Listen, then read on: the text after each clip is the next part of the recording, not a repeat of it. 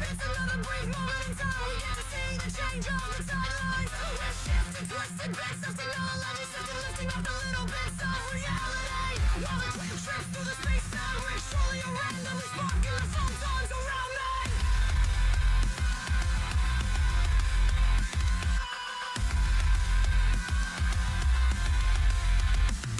Let the light flow from the heat show when the photons ignite, highlighting yo. Then you'll know it's that time when we force a change in our mind's eye. Ho ho! A little bit Linux with something in us. It's almost like we something else, autonomous, or maybe perhaps it's that missing piece you need. Perhaps it's that simple message you're searching. Perhaps it's just a different time framing. Us keeping back the fake chill in the mainframe. Getting excited, so are the photons. Don't laminate so we can change the coupon. Let me raise the hash rate, submit the coupon, say give us thanks the rate. One of our major bags. Crypto technology, like cryptographic money and hashing your life into a set of QRs. It doesn't matter, 'cause this was 3D change perspectives. Welcome to the show. Welcome to the show. Welcome to the show.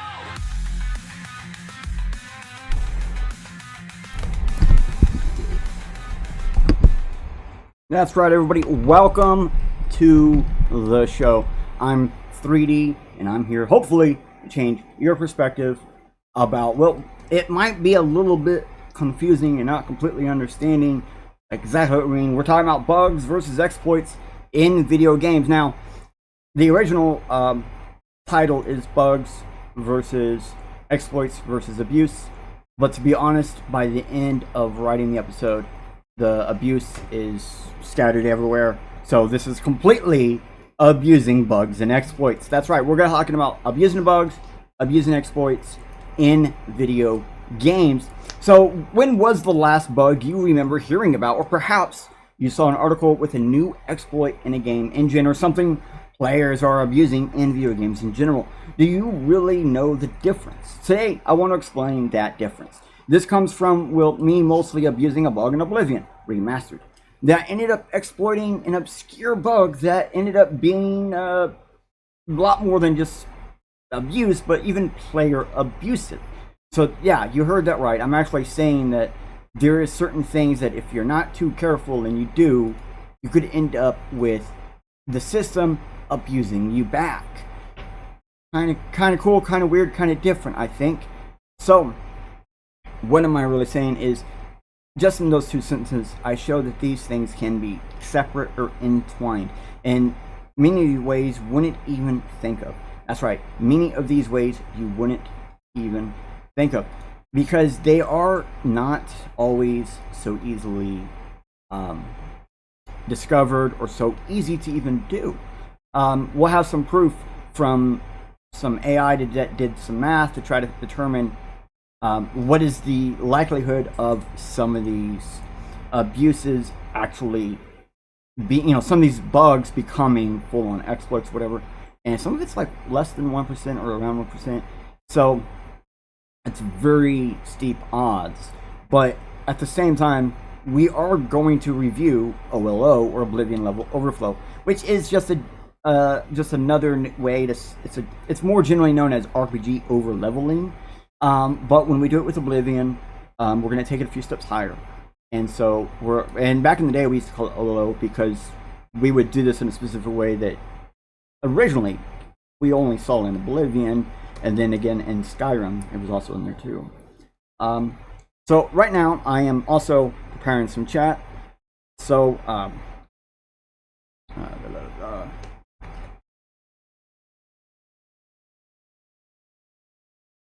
so if you're on YouTube or X Twitter, I should be able to get your chat up on the screen here in a little bit.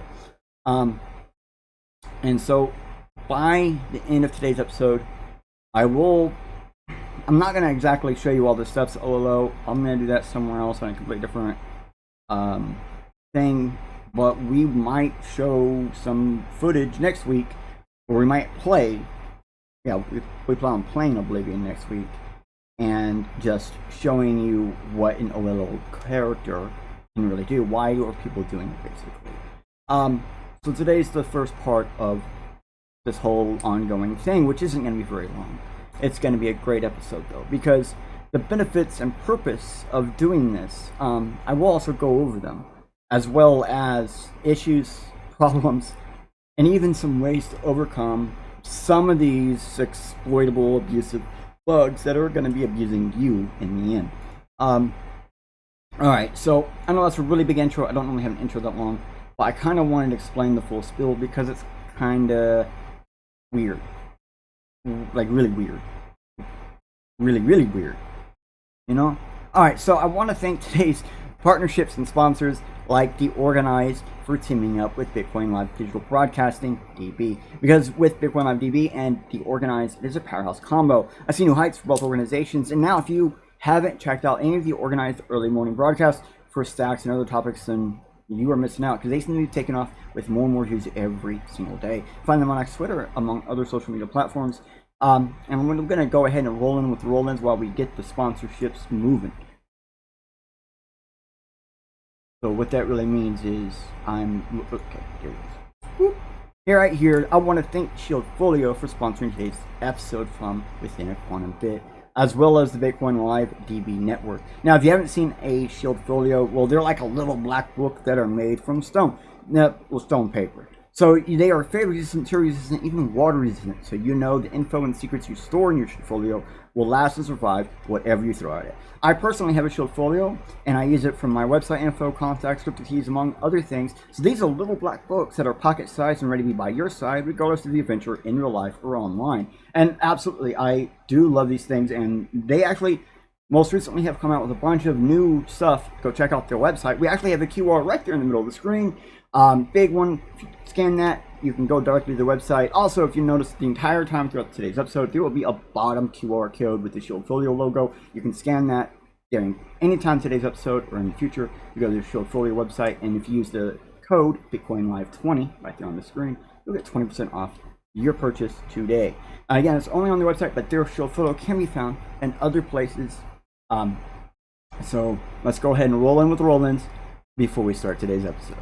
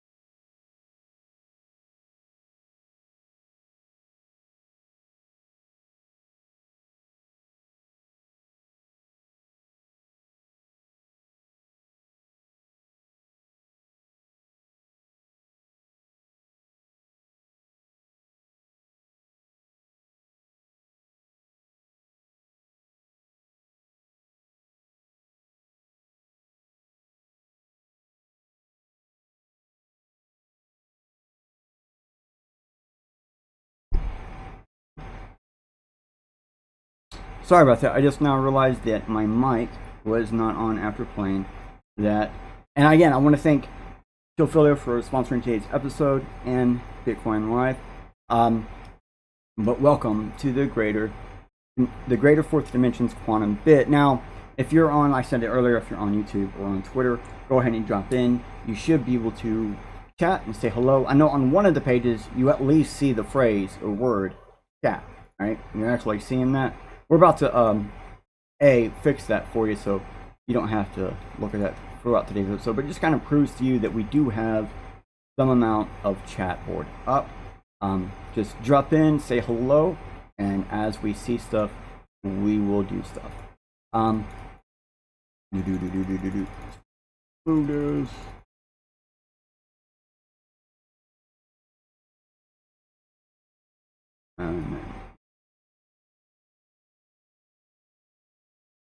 Alrighty then. Boom. So, throughout the episode, as we go through and we do stuff, we're going to bring this little pop up. Now, we don't have the highlighters still. I know, that's something I wish I still had. But I can't seem to find one that works where it's not like sending all your information to a server somewhere. It's just not working in-house or having like dropping in a file or something. So, this is what we're going to do. We're going to be reading stuff as we read stuff. I do have a nice script beside me, more than usual. So we are going to have, hopefully, everything we need to say. But like I said, there's a little QR screen on the screen. You probably should be able to see it right there. Let me see. Am I looking the right way? No, I'm looking the wrong way. Sorry. My VTuber rig is mirroring me when it's not supposed to. My bad. I didn't realize it. So over there is a QR in the top, very top corner of the screen. That will appear for basically every website we go to.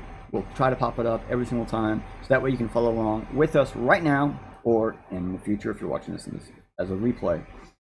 So this is the Organized Media. This is their YouTube channel. That's what we're showing you. We were talking about them earlier. Powerhouse Combo. Great people. They have a lot of stuff going on every single day. Always going live. Always talking about things. See, the boom, they're live right now. So we're going to keep going. We're going to start off with this right here. So this is this article, which is on a book review website, which, I mean, at first I was kind of like, that's weird, but at the same time, if you read a lot of books, you might want to talk about things you don't do. Like, this is why books are actually better. Look at all this crap they have. They have problems with this. We don't have these problems with books. So it was kind of weird, but kind of makes some sense, I guess. Sure. Maybe for the Los Angeles Review of Books, it makes sense. But anyways, they basically wonder on if glitches in video games are a part of the art. Kind of like how misspellings of olden days have become actual used verbiage nowadays. Like when people misspell the word while with LST because it got used by like Shakespeare or something. I don't actually remember who. But it was a long time ago. Now it's commonly used when most people just look at it and keep going. So throughout this article, they basically highlight very specific glitches. Now we could spend all day just reading this. Believe it or not, it's got a lot of good information here. And many of the bugs and glitches that they're showcasing do break the game. And that's kind of the point of today's episode. We're going to be talking about stuff that do break games in different ways. So most of these ones highlighted just add chaos or confusion, but some do actually add in plain fun type experiences with it. I too want to highlight that, well, hold on, whoa, yeah. Highlight some bugs and glitches in these chaos into the video games is sometimes what the new fun experience actually is. Is this glitch or this chaos or this thing?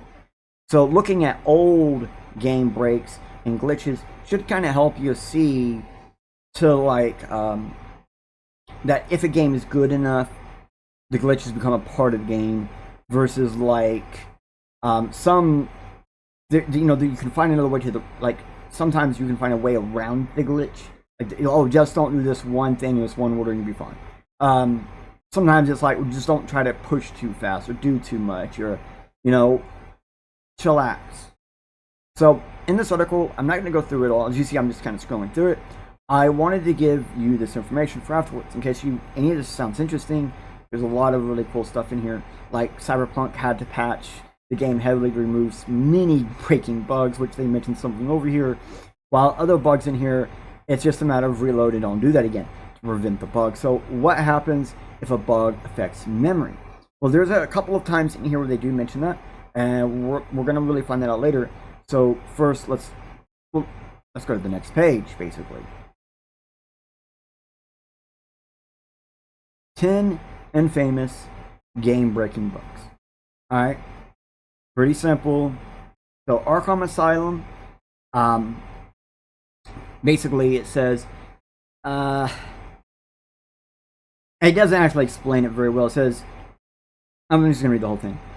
Rockstar's game, first entry into their novel, legendary proved superhero games, could stand toe to toe with the beast of the medium has to offer. Similar to what blah blah blah's Batman trilogy, Christopher Nolan's Batman trilogy did for the comic book series, Nolan's work cannot abruptly freeze and delete all of the progress you've made up to that point. Okay, so there's the really thing is. So basically, in the game, randomly you had a chance of just losing everything. The game would freeze, file possibly became corrupted, and then the system deletes upon the next reload because it's bad. So this is reality for some Arkham Asylum fans who mercilessly lost their files due to a random glitch. I'm just gonna zoom out.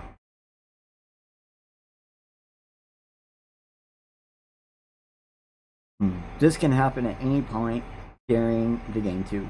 Thank goodness for trophies achievements, otherwise corrupt data would save and erase all trace of 100% completion modes. Which that has happened in the past with people. So number 9, big rigs over the road racing. This is a really big one. So there was a bunch of different big rig games that were quite leaderboard heavy. Like they were all made just basically for the leaderboard play. And I remember playing one where you could even destroy the stuff in your truck, which would hurt you more, and it was still a race. Basically, though, this one was where you were off-road racing. Basically, you see, he's not on it. He's just kind of doing whatever. And this game was completely broken. This game was partially unfinished. Basically, had no collision detection. The players could drive through the map without boundaries, and it was generally unplayable. But it was so mad. Most people had fun at the bizarre oddity that it actually ended up being. So Gran Turismo 2, funny thing, I was a big Gran Turismo fan, and I don't remember this bug specifically, meaning I just basically I was like, ooh, I feel like I got lucky with this one. So Gran Turismo Ultimate Simulator, right? So the maximum speed attack mode has 8 leaderboard spots. If one fills up all 8 spots, the 9th record will trigger a glitch where some garage information just kind of disappears. Fortunately, though, you can just reload the game and you'll be fine. Just reload the game and you'll be fine. So basically, it messed up the save while you were in it, and when you reload into another save, it would just re-add in that data, basically. The Pokemon. Now, we're going to get a little bit more into the Pokemon one, because it's got numerous glitches that exist in the world. Many which will destroy your game data completely. Fallout New Vegas. Let's see. Things are wonky from the outset. Of the further one progresses through the campaign, the more unplayable it slowly becomes. And in the end of the campaign, exploring the world is almost impossible without encountering constant frame rate jitter, frequent crashes, and other random glitches. The game is so good it almost makes it worth it, but playing it on PC is advised. So Star Fox 64, last boss. It stands out because it was like one of the first N64 first party lineup. It was like it was released with some of the systems. Right before reaching the last boss, Andros one can get stuck in an endless fight where they are at the wrong angle before the encounter. Instead of fighting the fight activating, Fox just keeps on flying straight ahead. I've actually had this happen to me before. I was playing with a friend, and it was during the time I was playing, and they thought I broke the game. I thought I broke the game. And I'm like, when I came across this, when I was getting this stuff ready, I was like, glad to know I did not actually break the game.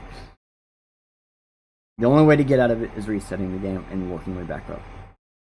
Gears of War for PC. So unfortunately, this version came with a serious problem. It could sometimes delete all your files with no warning after you exit. Ice Cream Factory Vice City.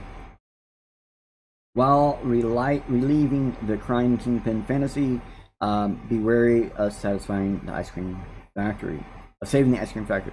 It's not a 100% guarantee, but doing so has a chance of demolishing the game's save file. The property is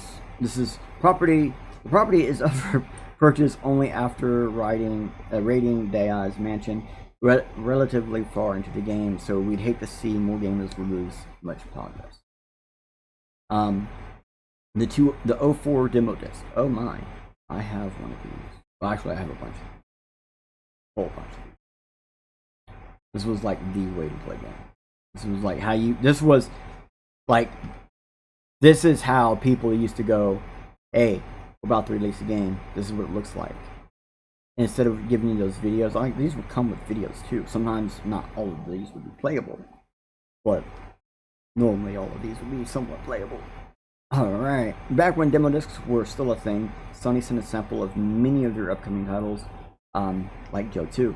Getting far enough into the title would freeze the game and not some friends. People soon found out, however, this freezes also corrupt the memory card, destroying every save file on it, or cloud saves. Everything like night. Now, one of my friends' dad was playing one of these, and they lost everything on the memory card. And it happened more than once. And it got to a point where he called people, and someone from some company told him to, I think it was Pelican Company, told him to pull out your memory card before turning on or off PlayStation. So like make sure when the power runs through the PlayStation for first on and last on, to not have it connected, because that sometimes surged the memory card if it was in the middle of a read or write when that happened, because there was no protection in service to ensure that it wasn't in a read or write when you turn off the system. Nowadays when you go to turn off the system, it takes time to turn off. That's why. So we know for a fact that these discs used to do it, but the reason why these discs do it over like a regular game disc is when the games actually came out, if you go up to it and you're saving, it has a little thing or whatever. And these demo discs were never intended to be saved, but they did save something to your memory card to basically allow other games to pick up on the fact that you're playing these, like Monster Rancher, I think, used that technology, where it would pick up these little bits of information that get saved on your memory card no matter what. It's always going to be stored there.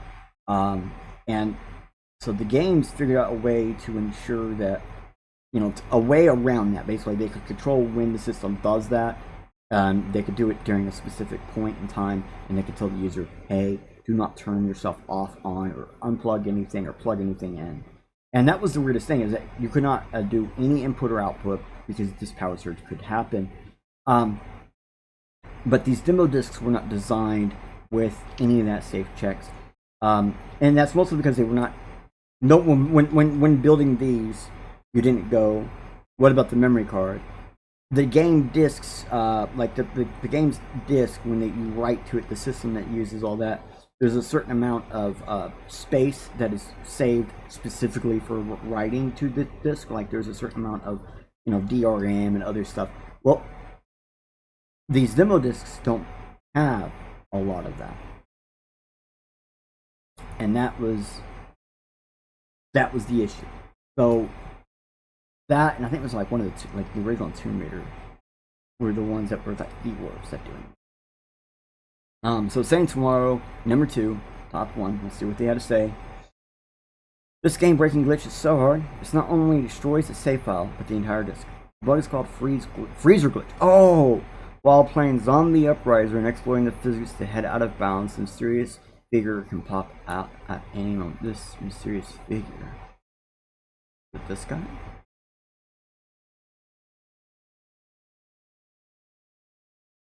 Once it does, the game freezes and the disk is kaput. Thankfully, one isn't likely to accidentally head out of bounds. This entity will only attack those who are a little more adventurous. Still, no one deserves to lose the disk. Wow. Phantom. Hold on.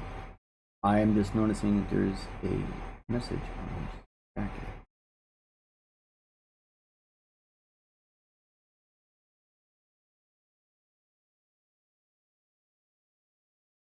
Nice hoodie.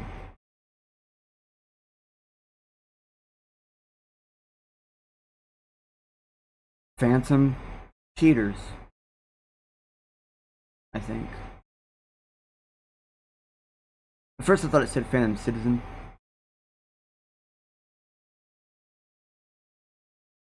I don't know. But, okay. That sucks. So there is something in the game. Probably puts too much power to the game disk. Probably trying to find something that isn't there or something like that, like a file or something, trying to read something that isn't there. But these are really bad game-breaking bugs. Now, all of these are considered bugs, meaning none of these are on purpose, although this very last one does seem like it was done on purpose. And that's absolutely fine, dandy, blah blah. Because we're going to eventually get to the real big bugs, just like right now. We're going to talk about full-on game-breaking bugs. So here's a much larger list of game-breaking bugs. And no, I'm not going to go over all of these, but many of these were not patchable and are still in the games to this very day. Many of these games on this list are first-person titles. Look at these and read the titles it says. Well, let's get to one. Anno, Momentum, Assassin's Creed 2, Assassin's Creed Brotherhood, Assassin's Creed Odyssey, Batman, Arkham Asylum, Arkham Origins, Blackgate, Bubble Bopper. Ooh, wow, really? Sucks. Castlevania, Anniversary Collection, Castlevania Portrait of Ruin, Castlevania Dawn of Sorrow, The Divine Debt, Enter the Matrix, Legend of Zelda, number 2, Link's Awakening. Wow, a couple of things. Awakening Out of Time, Majora's Mask, Wind Waker. Holy slap! It just keeps going. Like, there's a ton of these. So no, I'm not going over these. I want you guys to have them. Some of these are absolutely insane. The breakage. Okay. We're gonna go over another page that's gonna cover a little bit less of these. But first, let's talk about how a game-breaking bug could be abused. So here's an example of when a mod abuses a bug to exploit the game. In this case, the modders were not actually doing this. Just as the case we are going to showcase later, it's not actually being done or anything, but any mod or game save could be used to inject code into the game's engine and container, and as the game is loaded. And that's the worst part. So basically, like, something is injected into the game save, so when the game is loaded into the game engine's container, it's executing some amount of code. Now this is seemingly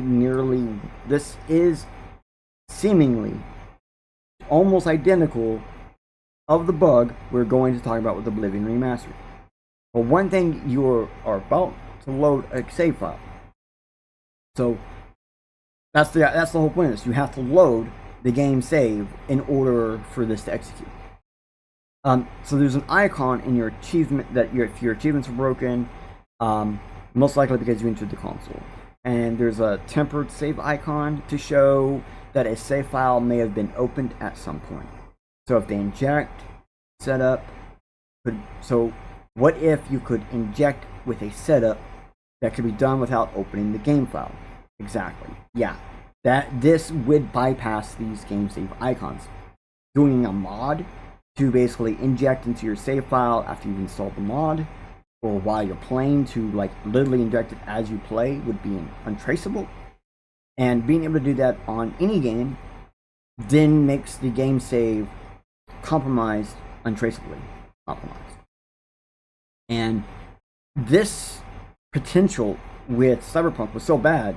Not only did that was issue warnings, they actually did make code to fix the problem. They did patch it up in some points, and now we have these icons. I do think we need more of these save icon things. That we need more features where they're kind of looking at how things are saving, because that's what we're about to get into. Exploiting bugs to get to memory inside a video game. So we're going to go ahead and jump back a bit. Here is a really big wiki. The title page on the missing number or missing null glitch. the first thing to notice is there are 5 forms this glitch can take. Whoa, whoa, that's a lot. Whoa, why are you zooming in so much?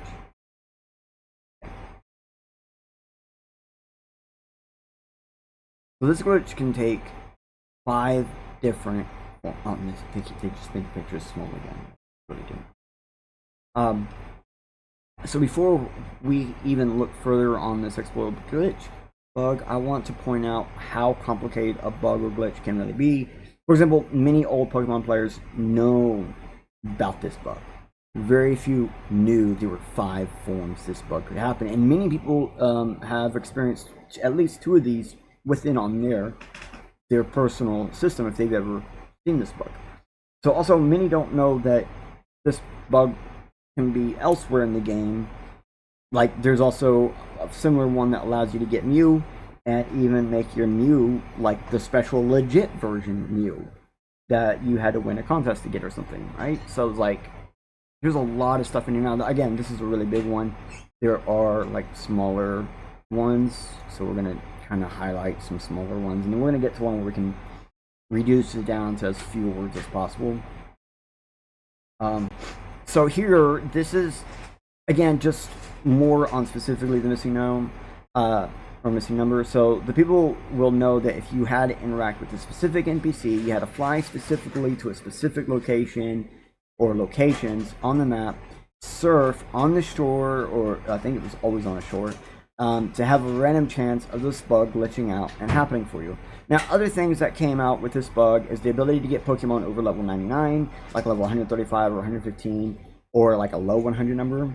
But once they get any experience, they would drop down a level. But this glitch also would it would duplicate items somewhere in your inventory, something like that. This glitch caused a bug that would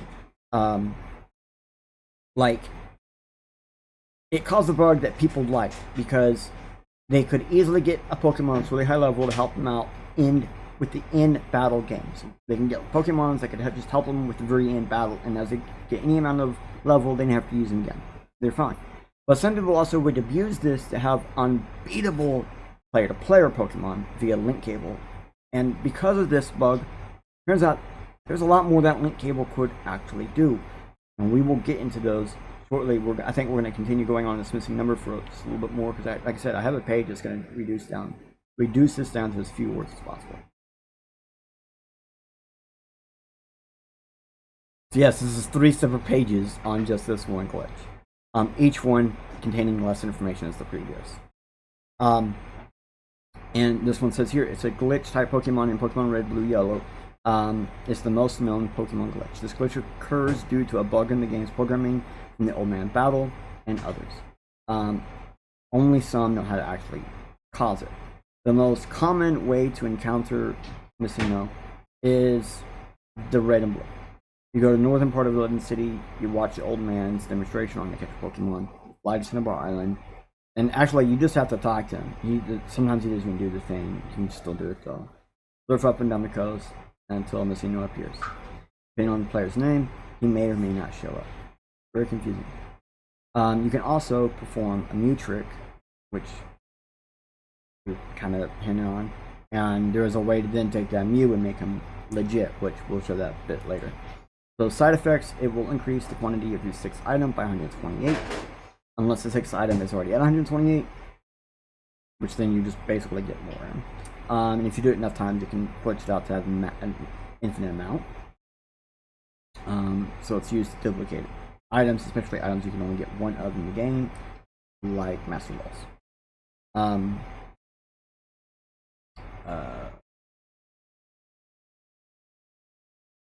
Oh yeah, there's also a way to use this to get the Pokedex to show all the Pokemon available in the Pokedex. I forgot about that.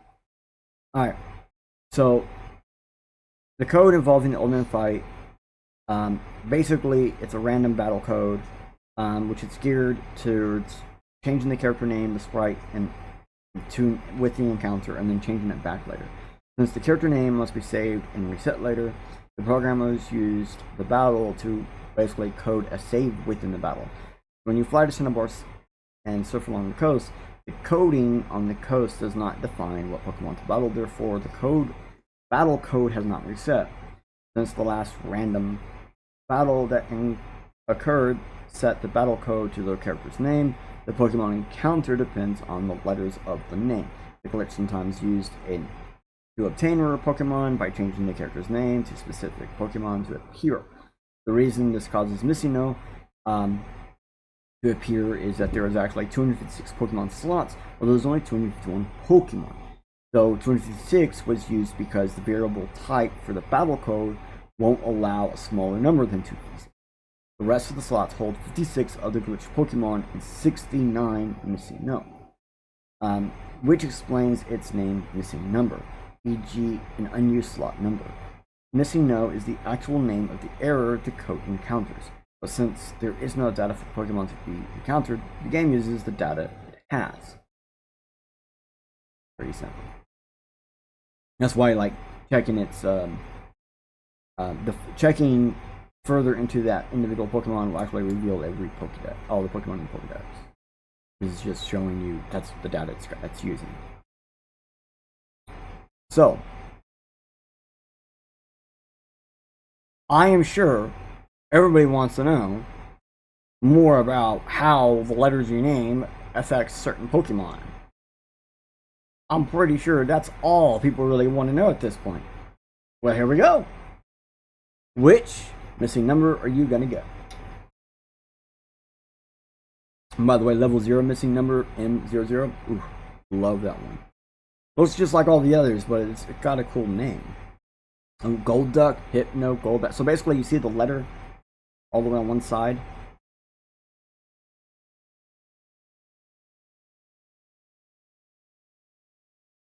I'm not happy with how this thing does not like when I zoom in. Just goes right back to where it was. But when I hit the plus symbol on the actual zoom thing, it doesn't seem to make it much difference. I don't think that did actually. So here we go. Red, Ash, Jack. Wait a minute.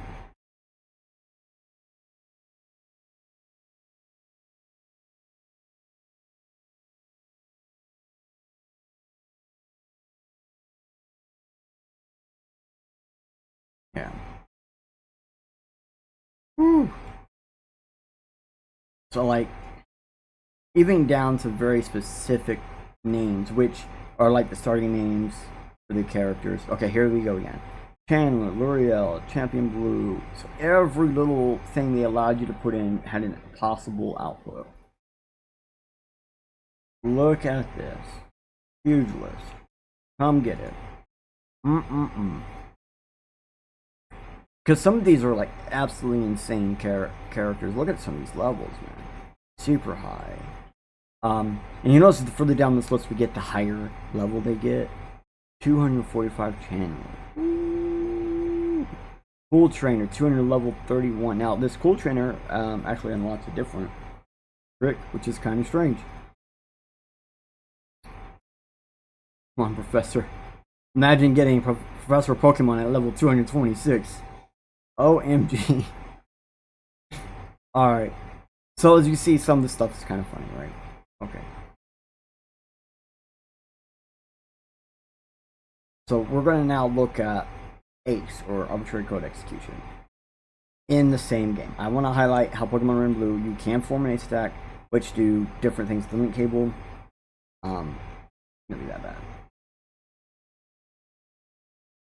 And we're not going to get into it all, but it has something to do with the VRAM and some other stuff, like how the RAM is set up, the way the data is set up. We're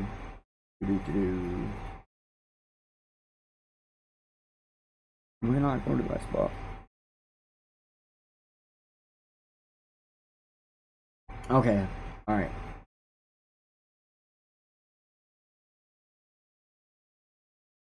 Okay, so Generation 1.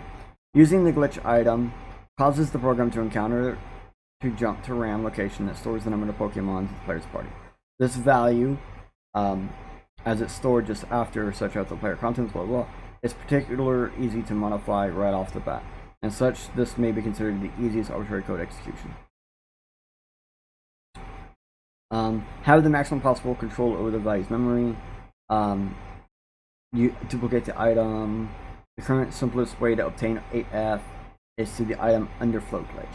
A possible alternative method through much more consuming blah blah blah, whose invalid Pokemon number is 213 corrupts the 4th item in the player's bag, increasing its index number to 15 upon encountering it. However, encountering any Pokemon with a Pokemon that dex value of 000 increases the quantity of the 6th item by 128. This allows transferring a good rod into 8F. An even older method, which used heavily corrupted effects on the super glitch, also does exist. Outside of 8F and the 5 numeral numbers, other arbitrary code execution exploits also exist in these games, like Pallet Town and Twin Leaf Town. Turning Pallet Town into Twin Leaf Town. So in Pokemon Yellow, it's, you see, a little more difficult. Pokemon Gold and Silver, I think it's even more difficult. And that's kind of the thing, every Pokemon game just about has this glitch, and each time it's more and more difficult to do. And so, even though these glitches are insanely difficult to do, people accidentally came across a lot of these. And that's, I think, the number one thing to get from this is all these glitches, people accidentally found at least once. And then once you know that it's in one, you just kind of look for it in the next one, and the next one, and the next one. And then as it keeps going, then you realize, oh, something about the engine or the system has to do with this. In this case, they caught a little bit of both.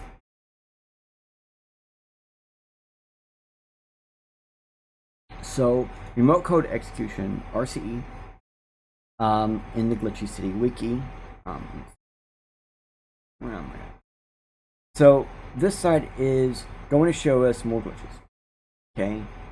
And it's basically saying that some of this is not as detailed and is only for Pokemon. Generation 1. So RCE can be performed with a corrupted party through a link cable. This method was documented on the website of the Library, blah blah blah, in 2015, and shared the Glitch City Laboratories forum by Autodil in 2016. And there's the video and everything if you want to go check it out. So another way to do this is via arbitrary code execution is with the Cool Trainer type move. Using this technique, Crystal _ created a 2-player Pong game. So someone actually used Pong game that with the link cable is playable. RCE exploits for all versions of Generation 1 and 2 games are demonstrated in this little video release. In Generation 2, the RCE can be performed with a corrupted party save. With a party using the link cable again. Similar to Generation 1, a proof of concept was demonstrated on this YouTube blah blah blah called the Zigzag Glitch in 2014, according to the video description. This video also appears to be the same issue as in number 1, just on number 2. And then number 3, Generation 3, they're using the Nintendo Game Boy Advance cable to exploit it, which basically allows you to hack into the entire save file. It becomes a save file virus. It also allows you to jailbreak the GameCube. In Generation 5, this video demo, I meant the Nintendo GameCube Game Boy Advance cable link cable actually allows you to jailbreak it. This video demonstrates from number 4. There's a video down here that demonstrates the RCE through Nintendo WFC, but not vulnerable because it required a pre-existing ACE payload on it. So you have to break it one way to then break it a second way. So then Generation 7, Wacko, perfect reference. Wacko created a proof of concept that allows RCE through a quick link. So, nice. These are all allowing you to now execute code on the system. Alright. Okay, earlier I hinted at this, so let's see what it actually takes to get a legit Mew. We already looked at what it takes to obtain 8F, and depending on which system you're using, the easier or harder it is to actually attain. The first step, obtain 8F. Before you encounter a missing no, make sure you have one special in the 6th slot of your bag. Encountering a missing no adds 128 of them in your 6th slot of the bag. So if you have less than 120 of them, so as long as you have less than 128 of them, you now have 129 XX specials. Now in the battle, you use 2 X specials, and you have 127 X specials specifically. Now catch missing now, which will have 128 again, giving you 255 X specials. Now, set up your bag as follows. Any item of 1, another any item of 1, 255 of that X special, another item of anything, and the rest doesn't actually matter. Make sure you have a Pokemon with Fly in your party. Toss the first 3 random items. Your 255 X specials will duplicate. You will now have 3 stacks of them. This is normal. Continue tossing stacks of 255 X specials until you have access to 2 items. So you only have access to 2 items. Every time you toss a stack, your bag will shrink by 1 slot, but it's okay, we'll fix it later. Toss 253X of the first 255X X specials, then swap with item 1 with item 2, then swap them back. You will now have 0X X specials in slot 1, and the item underflow has been achieved. Go very straight, right edge of Celadon, 1 step from exiting the loop. Toss 255 X specials from the stack of 0. Throw 1 number away from 0. Then switch to the remaining 1 XX special with the nugget in the 35th position of the bag. Walk 5 steps right, 5 steps down, 20 steps right, and then open item menu to C8F. Switch this item with your first item. Go put it and anything you want to save in the PC. Then fly. Walking will get you stuck to any Pokemon Mart, and buy items until your bag is back to normal working order. Now we will have 8F. Wasn't that easy? Wow, that's actually the most generic one I've ever seen that works on pretty much all of them. Nice. Step 2. Setting everything else up. Step 3. Use 8F. Now your muse should be legit. You can transfer it to Gen 6.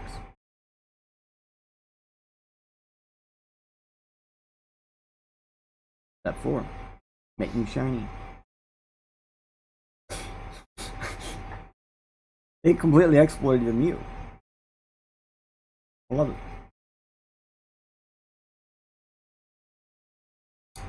Alright.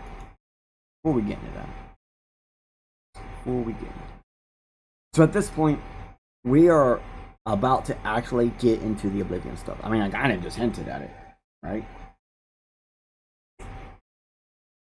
Oh my gosh, why is my thing still... I am upset that my thing is mirroring me. My bad, everybody. So, I showed you some information about older games that can do similar for different reasons. So keep in mind, what I am going to showcase, A, isn't the easiest thing to do. B, takes about 20 plus hours to even begin to do this exploitable bug I'm going to showcase. C, I do not actually fully know what exactly is going on, because yes, I do have proofs and ideals and thoughts and theories, but I'm not opening up the game file, and I'm not using console or any external tools or softwares to actually verify. I'm doing this video. I've already sent an email to interested parties that need to be knowing about this. I've tried doing a bug report multiple times. And I say that meaning I've tried going through the official channels for bug reports, and I keep getting not able to get through. And then I have sent bug reports as email, and as you're going to see also X posts. So I am simply playing the game. All I'm doing to cause this exploit.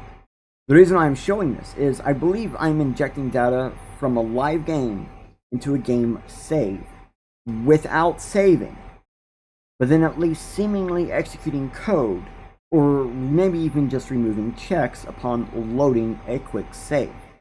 So yes, this is a bit scary.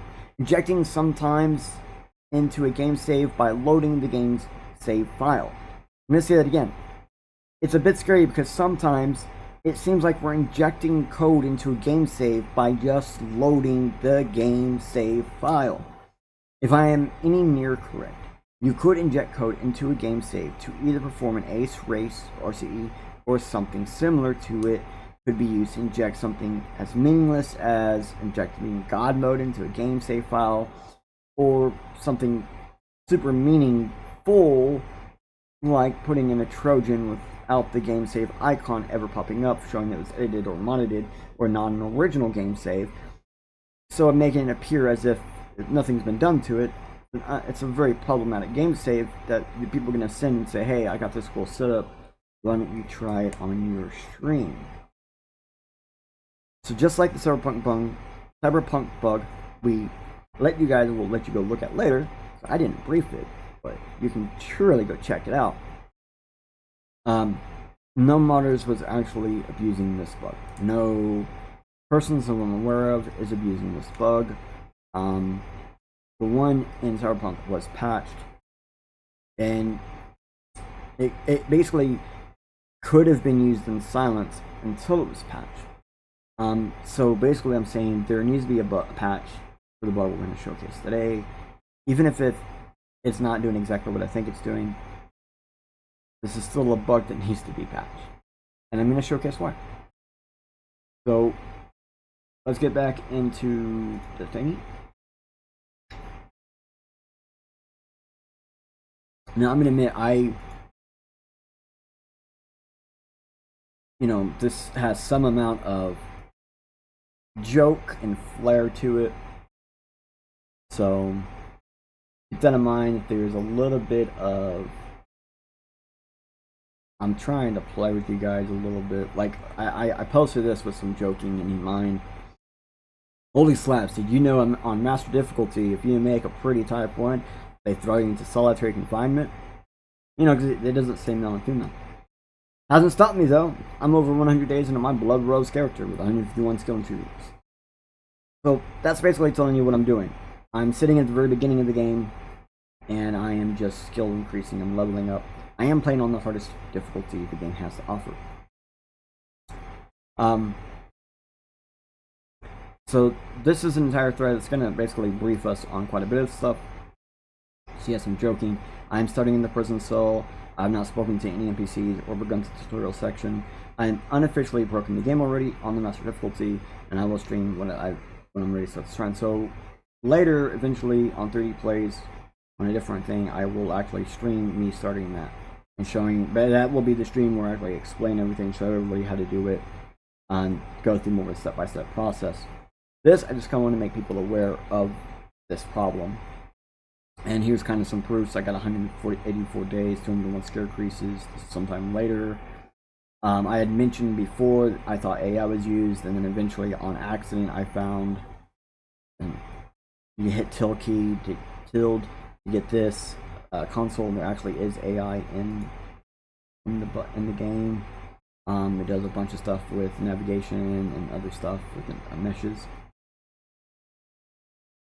And because I have a sticky mouse, it's actually allowed me to find this bug. Well, allowed me to find that hitting the tilde key opened the console. From my understanding, that just means that it's an open console. Oh my god.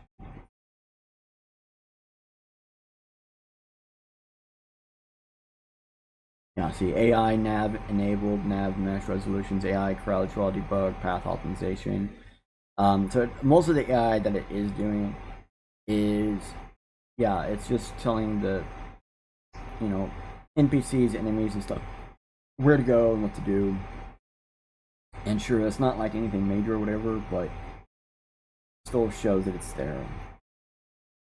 And I think it was also being used with base meshes and some other stuff. I did notice that there's an entire backend dedicated to low-end processing, so probably why I can actually play this game, because I have a really low-end computer. I really like that kind of stuff. The AI part just kind of sucks. So eventually figured out what it is. It's tilde key. So I actually get to a point where there's two consoles. You have like a debug console, and you have like an actual console, and both of them will cause you to have problems using the console. So, so we get to a point where I'm mapping out areas, all sorts of stuff. You probably don't really care about none of that. We just because there should be something down here. Oh yeah. So I was going in and talking about what exactly I'm doing and how I think this is messing with stuff. And when I was asking Grok a lot of questions, we're going to go over a lot of this stuff with Grok later, at the very end. I got to this point. At this point, I know I am doing something with memory. Because there's a timer that dedicates when that turns on and off, and it's not turning off. Now, we'll actually look at that video in better detail later. And all this stuff, we'll get a little bit more into it. So, that is one quick thread. If we go here,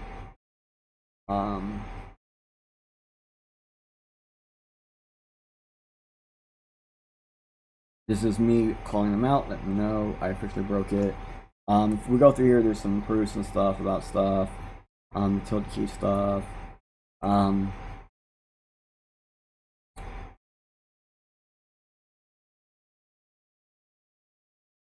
don't think there's really anything else in here.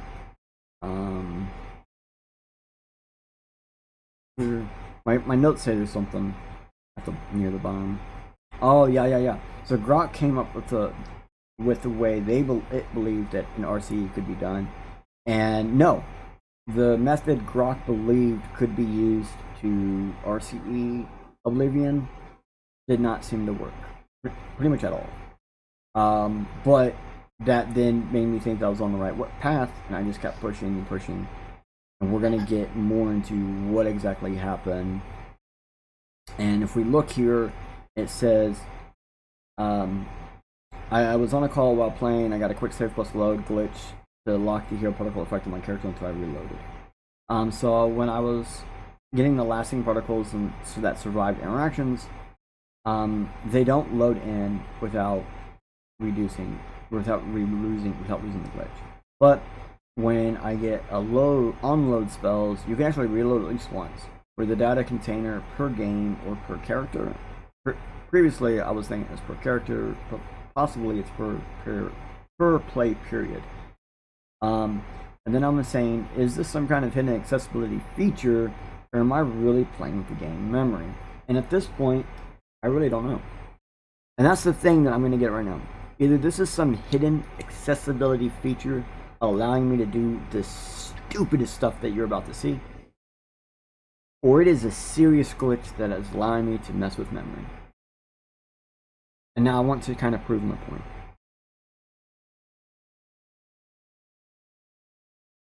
This is the last. It says here, yeah, this is the last one. And we see I break the image. I got more really detailed, blah blah blah, more blah blah blah.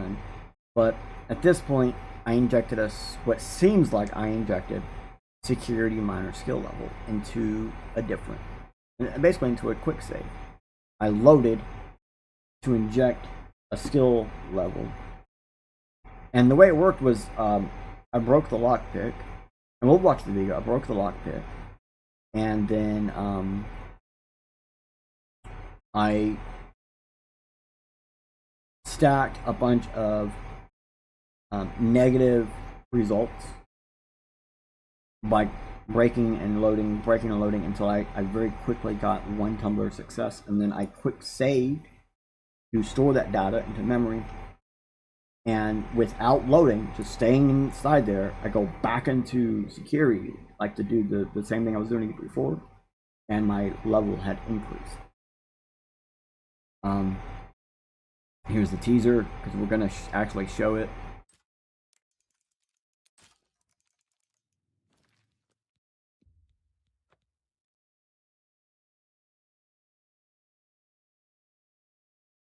I was just trying it, failed. I just hit quick load, or load the quick save.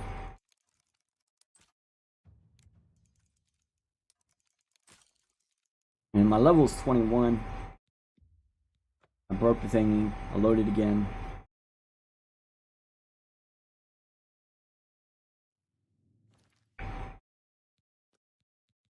Now, I had it leveled up before that, you saw that carry over. I loaded again very quickly. Oh, it's still on the screen. It's still on the screen. I jumped in here. The level is 21. Gonna load again. Oh, maybe it didn't pop in yet. Oh, here we go. Here we go. So we just saw a cut. So kind of just gives you an idea what I'm doing. A bunch of it breaks. I load. It breaks. I load. It breaks. I load. Not one success. When I get a success, watch this. Level up. We're gonna look at the actual video later. That's a teaser. It did not say level up that second time. You notice that? Come on, get out of the full screen.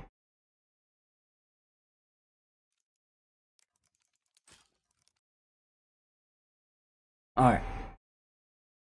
Not only am I able to do this 100% on purpose, but I can confirm that I didn't actually inject levels. It only appears like I did. I am most likely overflowing the memory to make the announcement get stuck. That, kind of like I was doing with the particle effect. So the game will not display that at a level. Later on, when I do level again, I managed to get this to happen across 2 different security levels. So I got the announcement of 1 level, quick loaded twice, and then upon the next successful move, quick save to actually get the level. And then was able to get 2 different times back to back by doing the same thing, just keep trying until it breaks, I load, it breaks, I load, until I actually get one that works on the first try, and then hit quick save to get the level up. But if anything, it proves there's something wrong with quick save. It is the actual issue. Proving the issue connected to quick saving and loading, it should say on here, and loading, they don't. While I am still only speculating that the quick load and the player queue have a match flow issue. The last object placed in queue can be moved into a quick load when the memory in queue is both overflowed. And I don't know if frames per second is connected, but I do believe that they are. And I've gotten now 3 or 4 of these bugs like this, where putting in exceptions into my firewall, into the antivirus, into the GPU system to give Steam full control, and all these other things, just slowly reducing these weird violation bugs. This is exception access violation reading address, and things are being trying to be read and saved, or read and wrote to in areas that are not allowed by the machine or operating system, and that's scary.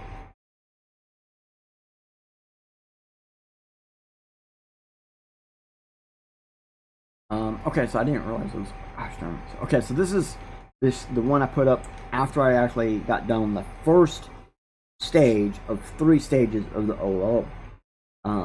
So setting up this thing, and you can see I'm doing something like 34 in-game days per hour, or half a day per minute. So it's some pretty heavy grinding.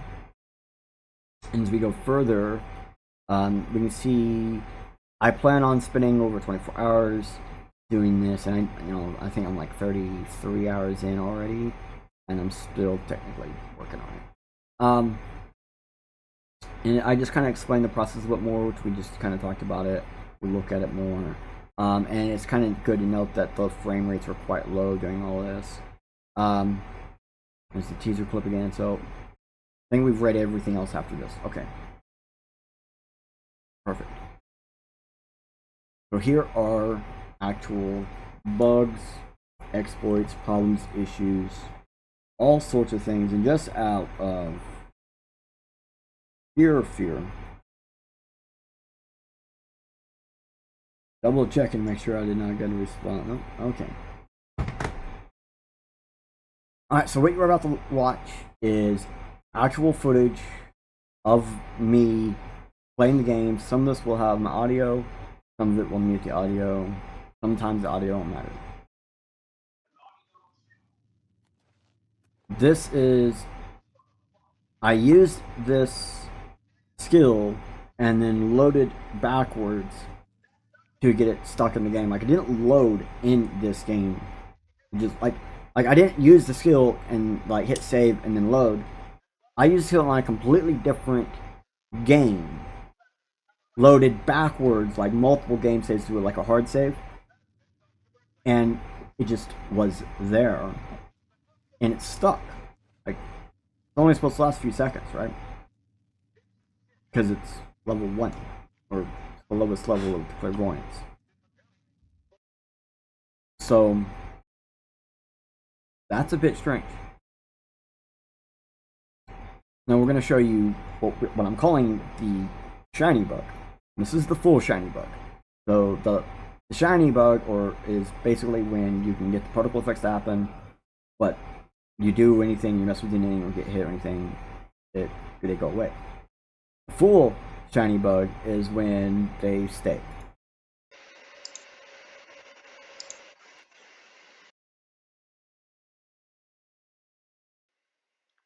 You should be able to hear me. So here we go. I had exactly 400 skill increases at level 1 when I healed myself. And now...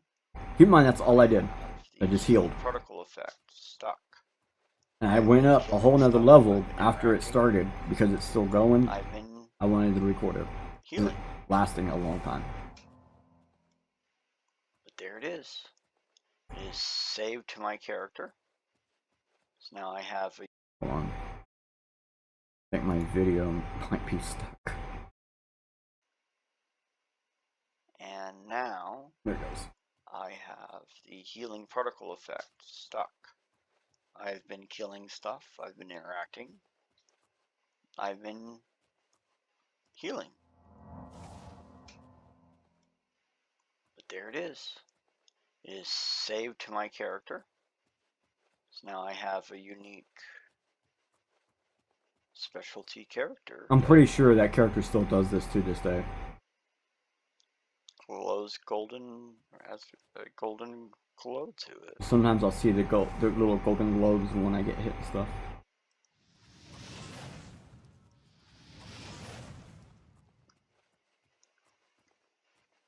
You see, as I'm walking backwards, you can see the golden globe.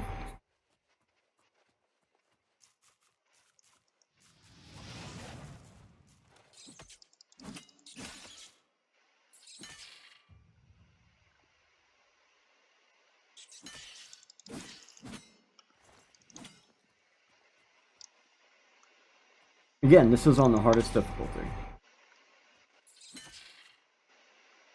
Those rats will kill you in just a couple of jumps. You're not blocking anything, even with armor on.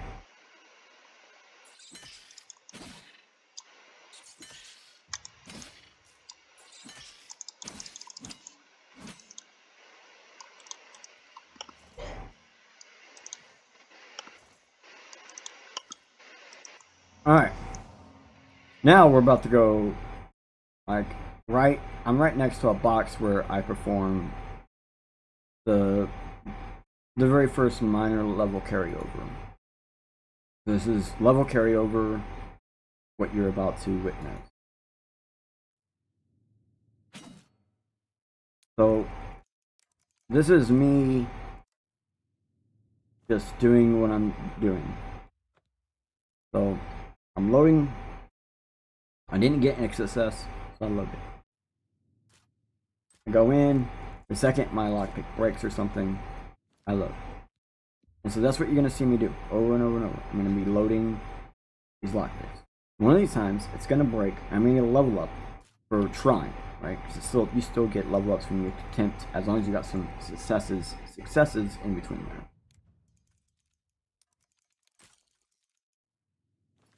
Boom. Now I'm going to load. I'm loading a quick save. It's going to be on my screen. Here it is. I now load a quick save, that same quick save again. And it will still be on my screen. And as I entered it goes away. Like,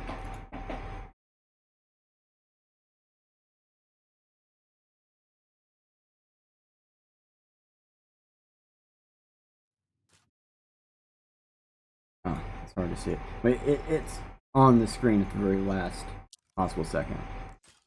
The screen's black, so it's hard to see it. Or it's coming in from a black screen. So, okay, so that's the first spot. Right.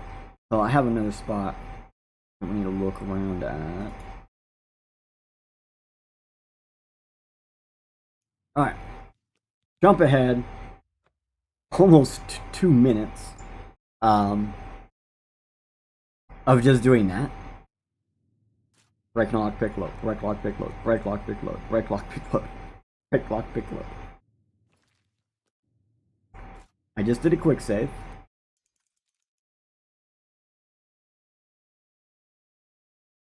Did you see that? Look at the very top of the screen. Security level 22.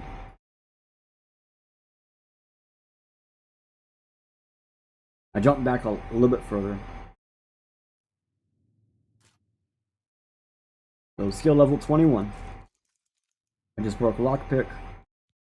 Hit load, loading the game.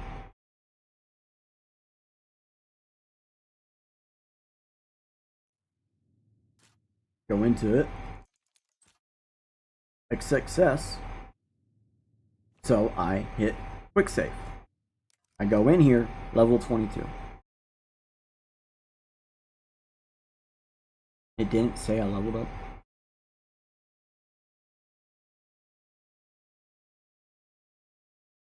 I just leveled up. Next time I went in by quick saving.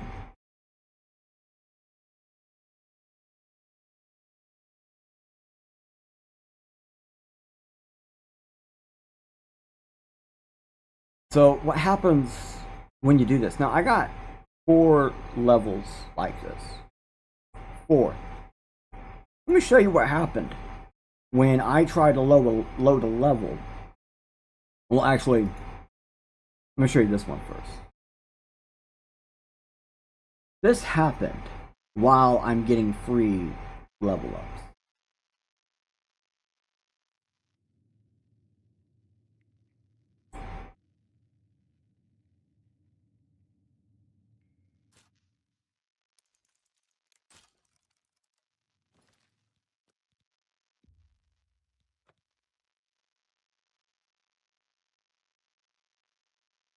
I will eventually talk. I just don't know when in here I start talking like I did on the other one.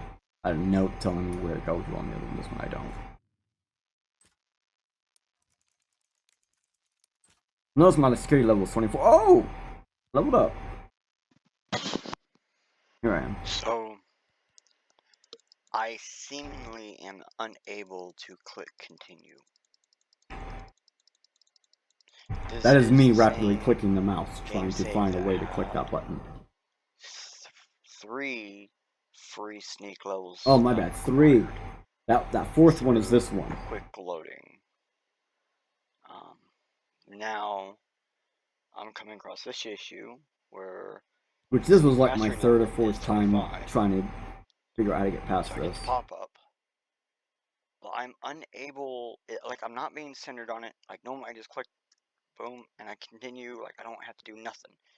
Or my arrow is available on screen, and I'm able to click on it. Now I'm not even able to click on it. The arrow is locked. I can't see my arrow. I can't do anything. I can't even get my arrow or my mouse outside the game. The mouse is being stuck to the center, basically. That mouse you see moving is in the video. That little black one you saw, that's in the video. You can't see my mouse right now. So, that mouse you see in the video is actually in the video. Whoa, whoa, whoa. I had hit enter. I had to hit enter. Which is nothing to tell you to hit enter. Okay. Nothing. Alright. The big discovery to get around that glitch, because basically the mouse is locked because we're in the security screen. So it locks the mouse. And then it's determining which direction you're going, up, down, left, right, based on when it recenters. From where you were, it just looks at the position you were at before it recenters. And and does the math to determine which direction you want.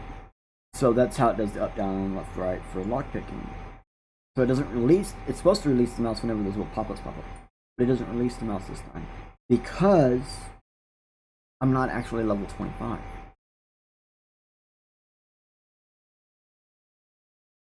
I've been to level 25 with my security on the game before, and I did not have this problem. So let me show you, after I hit enter, I had this small issue.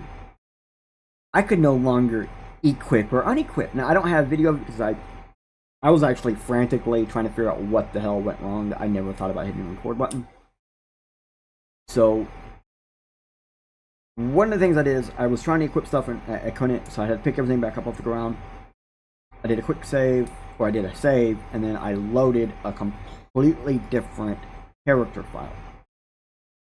Here is me after loading in the character file, and when I hit the record button, it always brings up the weight, so that's why that's always up there first, so you know.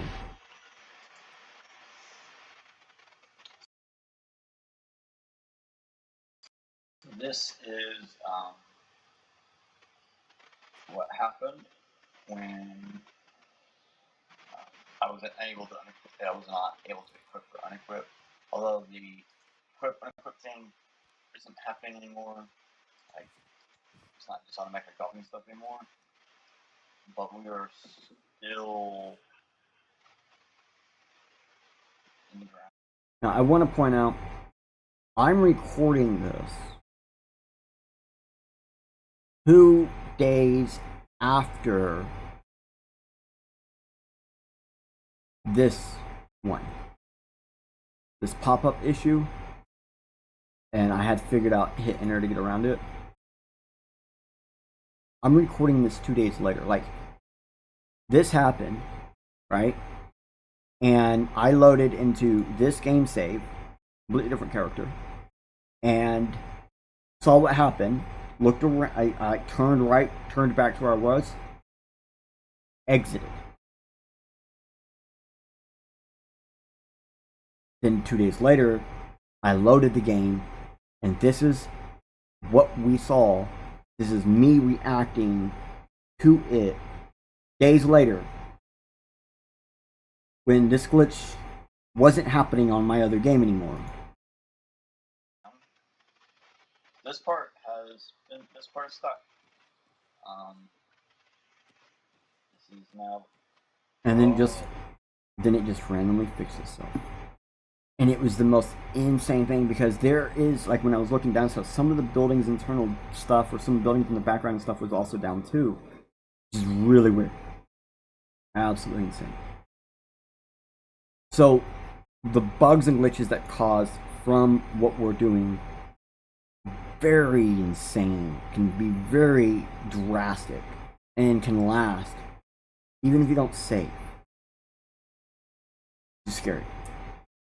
So now I want to go over at least some common bugs.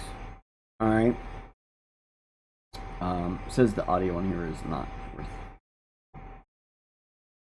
So here I am. I basically, like, in this spot in the tutorial, you don't normally have a whole lot. So to make this easy on me, is I trap the enemies into a pit in here. There's a pit with a door. You don't open up the door, they get stuck. Funny. One of the things because you just basically have to run around the hole in the middle of the room before they fall in. One of the things is when you're fast enough, you have your acrobatics high enough, and you have a couple of skill levels at least into your athletics. You can run around this hole fast enough to where this guy will go into a find player state, basically, where he's trying to aim. The character is aiming for a magic attack, but my character is not actually landing on any of the spots it's looking at while I'm going across it 2 different times, or any point in time in front of it, really. And this causes this guy to lock up. And once you do it a couple times and he locks up, if any of the other character enemies go in front of him, he'll unopen. He'll go back onto a search mode instead of an aim mode, and or state, or if you hit him enough times, he'll exit that aim state and go into an actual mode. So here are the creatures I'm locking behind that rat den. And you can see he will move around. And I'm showing here what I'm doing. I'm just running around this hole. And as you like actively run, he tends to just pause, like freeze exactly where he's at. And there are some times where you get him stuck in one spot for extended, prolonged periods of time. And so I'm just simply running around and slashing him like every time I pass by, right? It increases acrobatics, it increases my blade, it helps me from getting hit. And I'm locking those guys behind that thing. We're gonna go, I'm gonna hit this guy. I'm pretty sure I kill him while we're on screen. Yep, he's locked, he wasn't even bothering to attack or anything. So, and then, like, we go a bit later, we'll be able to see that basically these guys are sometimes locked on me, sometimes not. And it has something to do with this fence. So, as you see, they're locked on me. Like, no matter where I go, I can't get the little thingy to go away. I think that's all I'm really showing you, is just like they're locked on. Like, I'm seen. I can't escape that. So here's the gate where I cannot hit it. We can't hit each other through the gate. Impenetrable. But if we go slightly off to the side of the gate, we can start attacking each other again.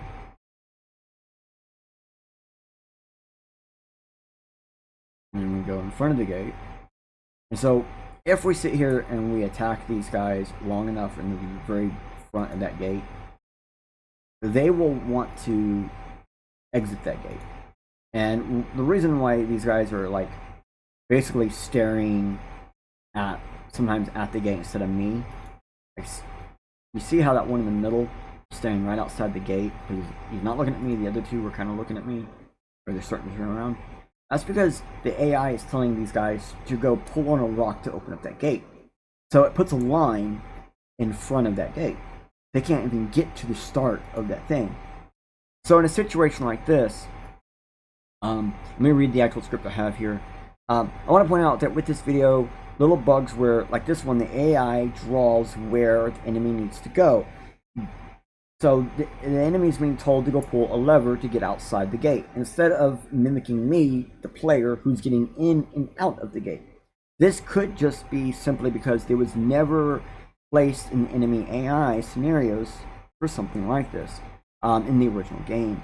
But this type of bug that people are okay with, like for example, I'm on the hardest difficulty, and if I didn't OLO my character, this would be an easy way to get past this point and gain some experience while I'm doing it.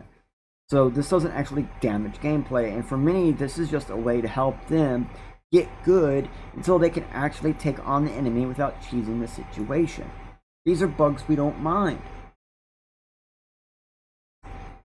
Look at another bug people don't mind. This is more funny than anything, and this is a bug we saw in the original game all the time.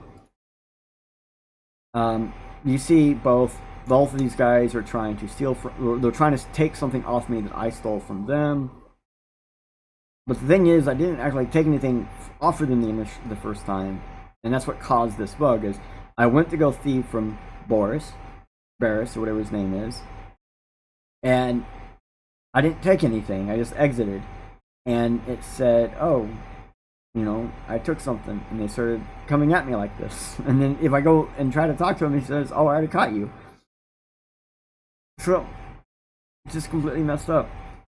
And yeah, as you see, I have to die to get it to stop. It just won't stop. They won't go out of that. I have to collect that item, but I didn't actually take anything, so there was nothing to collect. Crazy. Okay. Up to this point, we have only showcased somewhat good bugs. Sure, stealing a level can cause issues.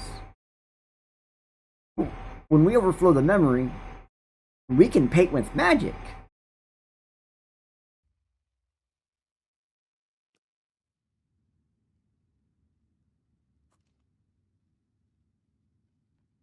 Yes, that is a fireball. Uninterrupted. It's been there so long, my skeleton died.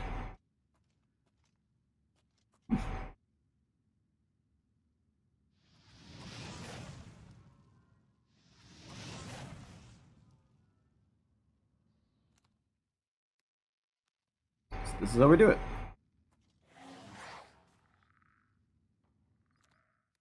Put a summon in a perfect spot. And open a menu as soon as it hits. The same frame it is hitting, you need to open a menu. The same exact frame you're hitting, you need to open the menu. So this seems to work pretty much with almost any NPC or enemy, but it works best on anything you can conjure. The fireball will not have gone through its animation, and since we've already overflowed the memory, it's still locked up. We just lose the animation, the timer, and other parts of the spell that makes the game, well, a game. We could do simply paintings in Oblivion Remastered from OLOing, and then opening a menu to drop the data out of active memory, and have these tiny little fireballs, ice balls, whatever kind of magic balls to actually make a painting that you would have to go off to the distance to see. So this is just another neat bug. Now this is a much more serious bug. Each one of these fireballs exponentially is taking up memory. Now I have a 64 gigabyte RAM, which allows me to store quite a bit of these. But if I wanted to do an image, I could hold something like 6,400 maybe? No, 640 of these on my screen without completely crashing the computer. But it barely, once you get about 15 of these on the screen, you're going about 1 frame per second. And if you actually watch this, I average like 15 frames per second, something like that. Now, some people are probably still convinced that I don't really know what I'm doing. And at one point in time, I was convinced I could see a town while I was in these sewers, in this tutorial and stuff. So I wanted to figure out, could you crash loading sequences during, like, could you crash stuff while loading the actual game? Yes. You can crash shaders, you can crash the AI, and something else. I don't actually know what the other thing is, but we have proof of one of those. Because once I got the AI thing to break, the shaders one was a little bit easier to break. And no, I'm not explaining it. It is, and all has to do with quick load. A quick save, and then loading that quick save, and you have to have a specific problem happen, and then load into a different character, and then cause that issue again to load back into the other one that was having the issue, which then you get this.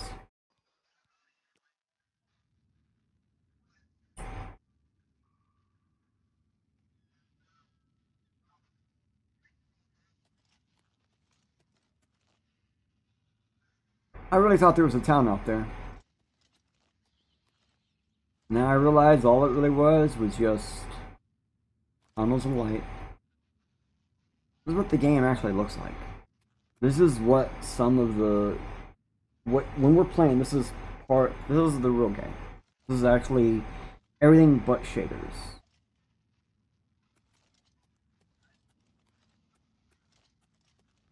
Shaders really makes the game the game. All the boundaries are still in place. I cannot exit anything improperly. I can't do anything I'm not allowed to do, but full sewer is loaded, but nothing else is. I really thought there was a town out there in the distance, but what it really ended up being is just another part of the sewer.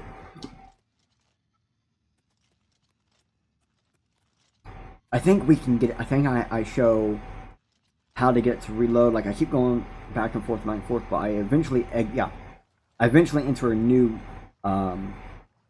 section or grouping, which then said, "Oh, no shaders." It loaded in the shaders. Well, actually, every time you go into a new group, it's going to load in shaders for that group.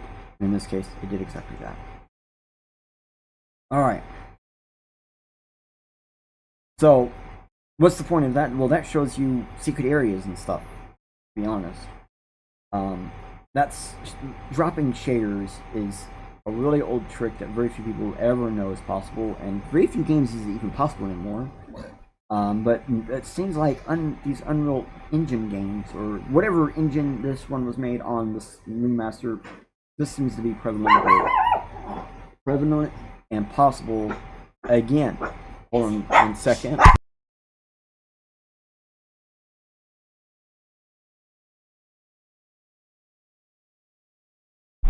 Sorry about that.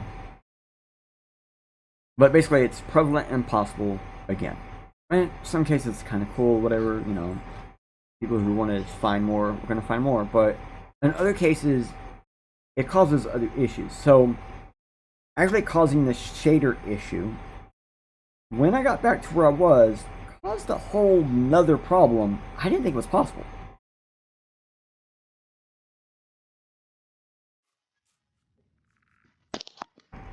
Out of nowhere, the rat just got up.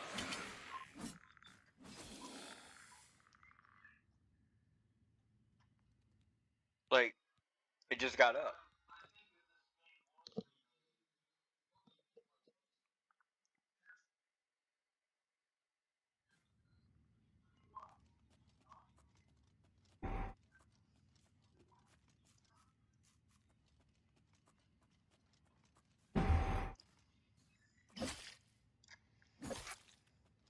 And just disappeared. Where'd it...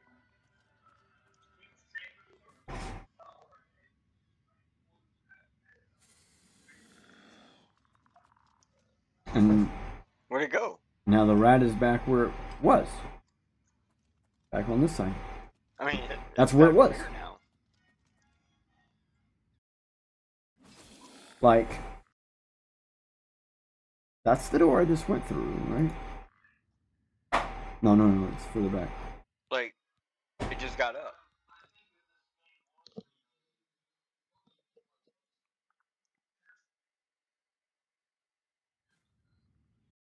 So, right now, on the right-hand side of the door is where the rat is going to reappear, because that's where it was at. Okay? That is where it was at.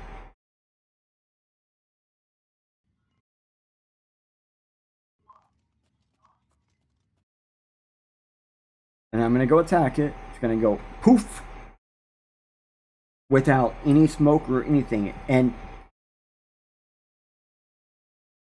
turn the audio right back on with us. You hear that sound? Listen when I swipe in that same area one more time. Where'd it... Still does same sound, but now it doesn't have the blood sound on top of it. So it still thinks I'm hitting a rat.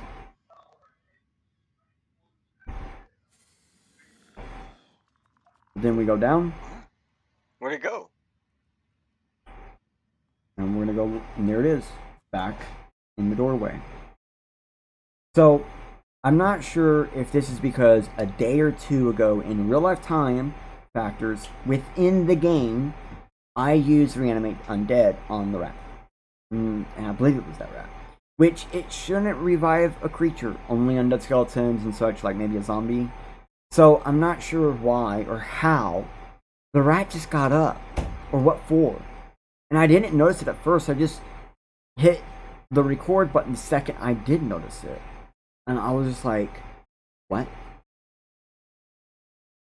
What? Makes no sense. Unless the game got confused. So, I told you guys, we talked to Grok about some of this because I wasn't really sure what all of this really was. And I kind of want to go over some of this. I don't really want to go over all of it, but I asked basically like compare this stuff to other ones, blah blah blah, and how do they, whatnot. And so again, I'm going to give you this QR, and we can see in BitcoinLivejn Remastered where you use a speed jump plus the OLO plus an AC specific setup of spells to cause major overflow, then to put 45 speed on a zombie, absorb it, and then jump to then access sections of memory you shouldn't be able to access. It is a hypothetical buffer overflow example. It would work through save sharing, and even with no network, it's still injectable capable. And even compares stuff to Pokemon, so it's comparing all of these two. So Pokemon missing number in F8 or 8F, direct jumps of memory, link cable trades, more reliable than the new one. And so all of these are just going to be stuff like that in this point. Now it does say to jump back up. Alright, so we start off, can you find some novel bug games, blah blah blah. And I just kind of talking about how we're going to go over this stuff. And they gave me some ideas about like Cyberpunk, and it gave me ideas about some other ones that I didn't really think were anywhere near as really mad, like the Assassin's Creed one and stuff. But then these Pokemon ones, there were so many in the same game, and they all resonate to the same two exploits. Moving around in memory, and pointer bugs, which again is just moving around in memory, but you're doing it two different ways.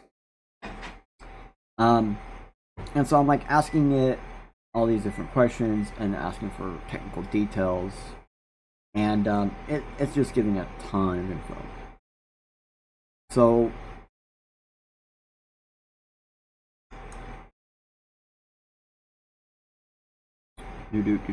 okay.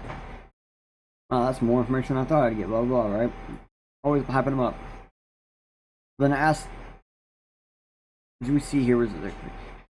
Can you figure out if there's a link between OLL bug and exploit with some newer memory stuff that I was posting about OLL threads? And they came up with some pretty good perspective. Like one of the things they kept saying is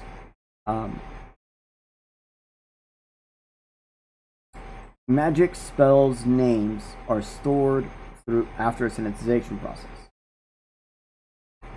but they're stored like direct text, so you can't like put one type of text down for it to look as another text, so you have to use the direct text. So then eventually I asked it if it knew about the jump bug, and was like, after we do the jump bug, could we do something? And that is when it very much realized, oh, possibly. This is me asking about the thing. This is it gonna be telling me, nah, that shouldn't be doable because this has been specifically, noticed. There's something specifically out there to prevent it, right? So, the quick save load overflow effects, particle effects, buffers, but not the program counter on stack pointer. Spell names stored in a specific data section, unlikely to be misread as code without a specific vulnerability. And it was actually in the past where reading that kind of gave me an idea of what really to do to get further into that. This is how I found out there was even a God mode command. Let's do this interaction. A bunch of other stuff. And then it comes down to basically, no, this ain't gonna work. The most you can do is, make your character look cool. And then for a show, did tell it was doing this for show, so it would give me better outputs and stuff. So I was asking this, like, hey, there's a speed exploit in the BitcoinLivejn and BitcoinLivejn Remaster where you can create custom magic spell and add thousands of speed. And that's a specific number too, over 1,000 speed to a zombie. and then use the custom spell. Now everyone does it to a skeleton. There's a reason why I say to a zombie. Does something. And then absorb that spell from the zombie, then jump across the screen, breaking the UI, many other things, including the ability to save. Could this be used if the game is already in overflow memory by OLO, and having a custom skill stacked on the zombie, absorb it, and have the names in AC to execute when sanitized or bypass sanitization, even upon landing or of dying to the break elements. Even a hypothetical, explain how it's hypothetical, and doubt, please. So if you come in here and read this later, there's actually doubts in here, which is nice, right? But also, can you give me a table of comparisons between the two games and how they are abusing the system engine? Alright, so keep in mind the computer plane of living is connected to the internet, so consider attempting to access anything, not just computer. And in this case, it kind of focused on just injecting God mode, because it's something that shouldn't be exploitable through this setup, but maybe could be, and it's more feasible than like trying to like actually run some kind of command to the OS or something like that. And it did, because I actually wanted it to verify all this, right? I wanted to look, think, consider, blah blah blah. And I like how it gives us a specific string to use. Back X90, back XCC, for specific reasons in that order.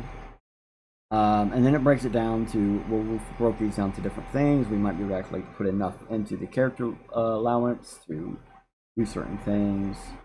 Can get that off. While hypothetically possible to, if an unpatched buffer overflow exists, the probability is low. Modern protections limit payload size, like direct execution path. But it got something in there. So, and then we're back to where we're at. Alright. So, one of the things it comes down to is like,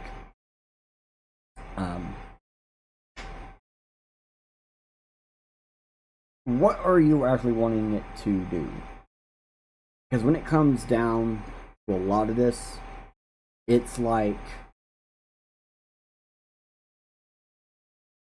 you need to have a strict plan in mind, or else you'll end up just putting some random bits of information into that thing. So I'm like, bro, can you look online for the speed jump exploit? I'm wanting it to find out, well, and I'll also ask it to verify that you're able to use magic in the air, which I know you can. So what if we use set of spells with the ideal that they're going to be set in that specific AC to set in God mode? And I also asked it about taking a screenshot and sharing it to X. I don't think it considered that. So it does see that yes, this is possible. It pointed out in here that everyone else is doing it to skeletons. I'm telling it to do it to a zombie.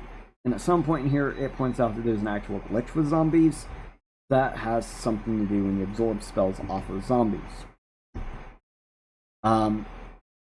Which would help us in what we're needing to do. So, and it does point out that you should be able to cast spells in air. And then doing the hypothetical exploit of specifically using spells in air while this is all going on, or if it can be done, and it puts in a bunch of thought into what it would take to get there. And I do like how it's like actually giving me like it's put cast on a summoned zombie within the parenthesis or whatever. It's crazy some of the stuff it's doing there. It doesn't basically have spaces in its deep memory.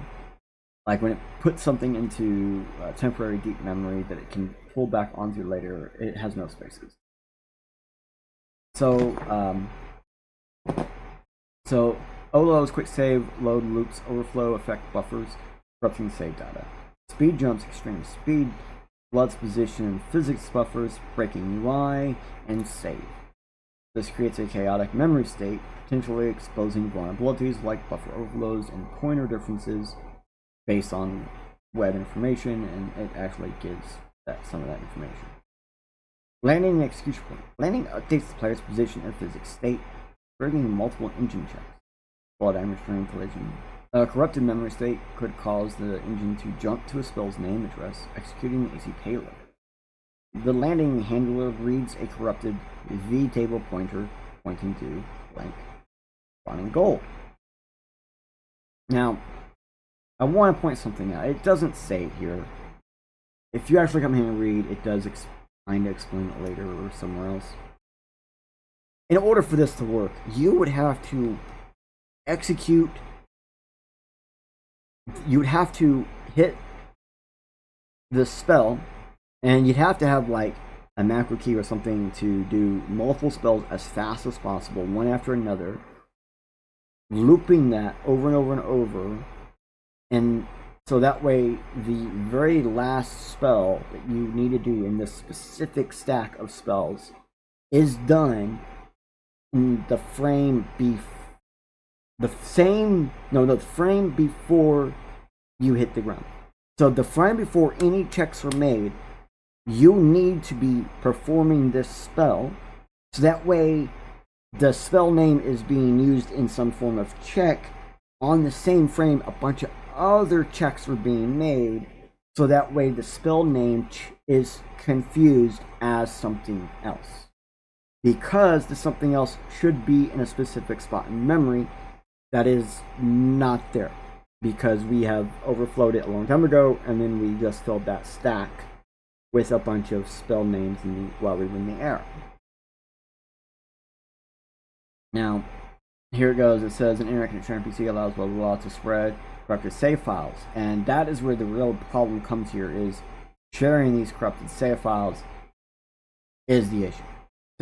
Sharing a save file you've set up, and I do have some more information on that. Basically, like getting all this set up and crashing the game, and purposely crashing the game so it cannot perform a save at about the same point it does a check, because it does a save just before the check. So yes, so that way when the person loads the game, it will load on a check. Error out, you die, and then basically you want the player to instruct them when you load the game, as the game is fading from black into the game, go into the menu and hit quick save.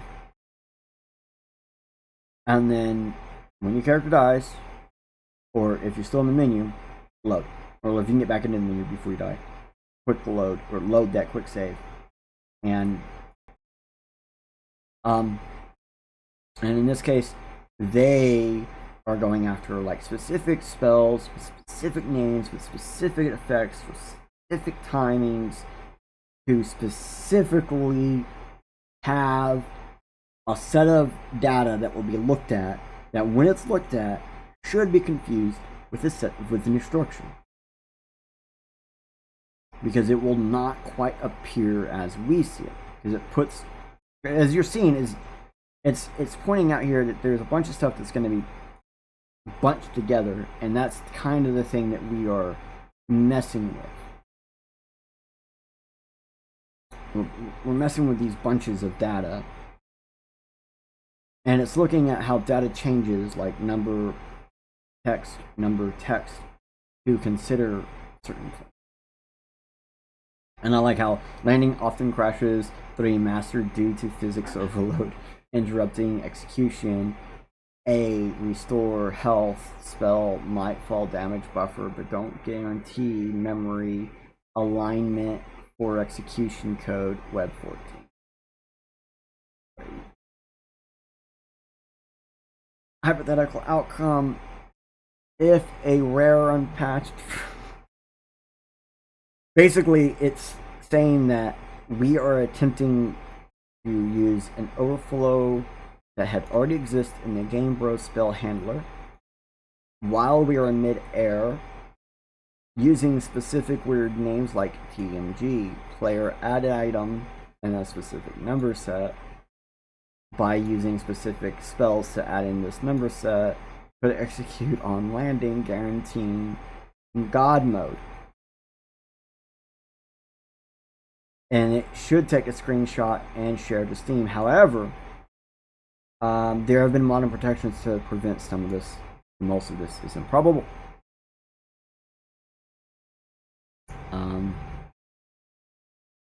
Markdown is not a fun system. So, as you can see, there's a lot of stuff in here that you can go back and look at and review.